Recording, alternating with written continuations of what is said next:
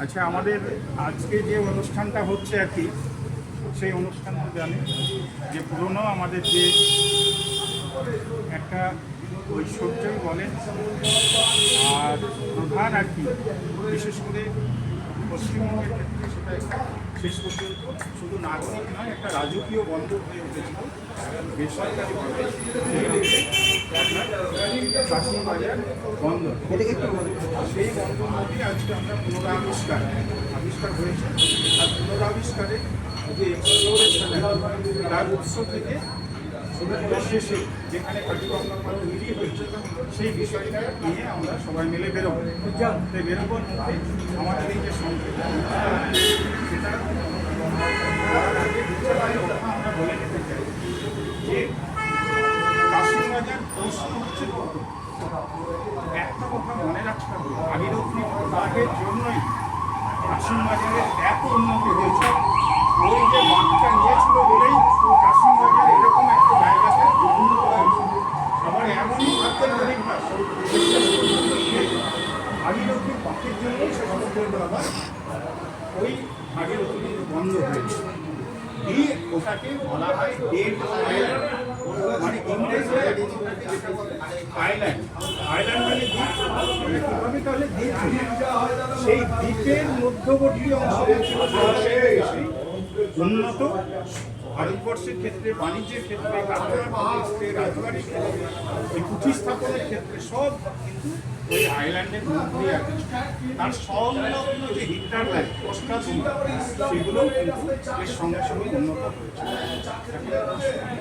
যেটাই কেন এই কাশিমবাজার বন্দর তৈরি হতে যাবে, আসলে জাহাঙ্গীরের পর যখন শাহজাহান যখন রাজত্ব পেল, তখন পর্তুগিজরা যে বন্দর, তাদের যে বিশাল যে নেটওয়ার্ক ছিল, সেই পর্তুগিজের সঙ্গে শাহজাহানের বিরোধ হয়।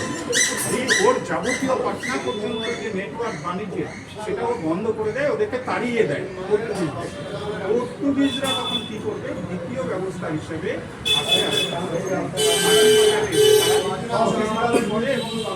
ওদেরকে দেখা দেখি অন্য আর্মেনিয়ান, ওলন্দাজ, এই ইস্ট ইন্ডিয়া কোম্পানি, এরা সবাই এসে কিন্তু এখানে বাণিজ্য করতে শুরু করে। সেই বাণিজ্য থেকে ধাপে ধাপে ধাপে যখন উন্নতিটা কেন হয়েছে, এখানে প্রথমে 4-5টা জাহাজ যেত, কিন্তু পরে দেখা গেল 50খানা জাহাজ ওটার নাম দিয়েছিল বাদশাহী বন্দর দখল করার পর। আর তখন মুর্শিদাবাদের সুবেদার ছিল কাশিমকে, প্রমাণ করা হয় সোমেনচন্দ্র নন্দী বলছেন তার নাম থেকেই নাকি কাশিমবাজার হচ্ছে। আর একটা মত আছে, সেটা আমি আর যাচ্ছি। এই যে ব্যাপার, সেই যে মুর্শিদাবাদ, কাশিমবাজারের দৌলতে মুর্শিদাবাদ হলো রাজধানী। মুর্শিদাবাদ যখন রাজধানী হলো, গোটা এই যে অঙ্গভঙ্গ তৈরি আর কি, সকলের রাজধানী ছিল মুর্শিদাবাদ। এই মুর্শিদাবাদ যখন একবারে চপে, তারপরেও 1700 শতাব্দীতে যখন ইংরেজরা আবার একে রাজধানী যখন স্থানান্তরিত করলো, মুর্শিদাবাদের অবক্ষয়টা তখন কিন্তু শুরু হলো। এইটা তার মাঝে পলাশী যুদ্ধ ঘটে গিয়েছে, তার আগে কিভাবে হলো আমরা সেটা পরবর্তী ব্যাখ্যা করবো। সবাই আছেন আর কি, কীভাবে সেই যাকে অবলম্বন করে এত বড় একটা বাণিজ্য কেন্দ্র, বাণিজ্য বন্দর তৈরি হয়েছিল, সেটা কীভাবে অবলুপ্ত হলো, সেই তার কারণটাই আমরা বুঝতে আজকে যাচ্ছি। কিন্তু কে কাজটা করছে? ইনট্যাকের কনভেনার হচ্ছেন বালকনাথ ভট্টাচার্য। এনার যে উদ্যম এবং সততা, তার মাঝে থেকে আমরা তার উৎসাহী আমরা কাজগুলো করছি। এই কাজগুলো কিন্তু আমরা ওই ভাব থেকে করছি যে আমাদের কোনো কিছু নিচ্ছি না, আমরা দিতে চাই। এটা এই যে জন্মভূমি, আমাদের ভারতবর্ষ, তার যে ঐশ্বর্য সম্পদ যা ছিল আর কি, তার পুনর্নির্মাণ এবং পুনরাবিষ্কার, আমরা পুনর্নির্মাণই বলতে পারি। এটাকে পুনর্নির্মাণ করতে গেলে নির্মাণও করতে পারি।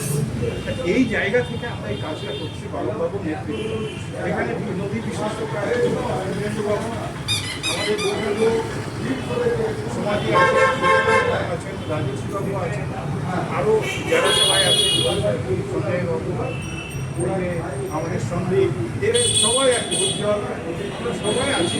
সবাই আন্তরিকভাবে কাজটা ইনটেকের পক্ষ থেকে ইনটেক হচ্ছে একটা সরকারি সংস্থা, আপনারা জানেন, যারা দেশের জন্য দেশের ঐশ্বর্যকে, সম্পদকে, তার স্ট্রাকচারকে, তার ঐতিহ্যকে পুনর্নির্মাণ করতে চাই, পুনরাবিষ্কার করতে চাই, যাতে পরবর্তী প্রজন্ম তার ঐশ্বর্যকে, তার শিকড়ের সন্ধানে ঠিকঠাক পৌঁছতে পারে।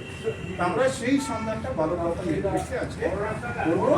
প্রাথমিক কাজ, আপনারা পরবর্তী কাজগুলোতে আমাদের সঙ্গে থাকবেন, আরও আমাদের সমবয়স্ক সংগঠন যারা কাজ করতে চাই তাদেরকে সঙ্গে নিয়ে আসবেন এবং আমাদের ইনটেক সমৃদ্ধ করবেন। এই মেম্বারশিপটা আমাদের নিতে হবে। আজকে আমাদের দুজনকে মেম্বারশিপ দেওয়ার কথা, বালকবাবু তাদের হাতে মেম্বারশিপের কার্ড তুলে দেবেন।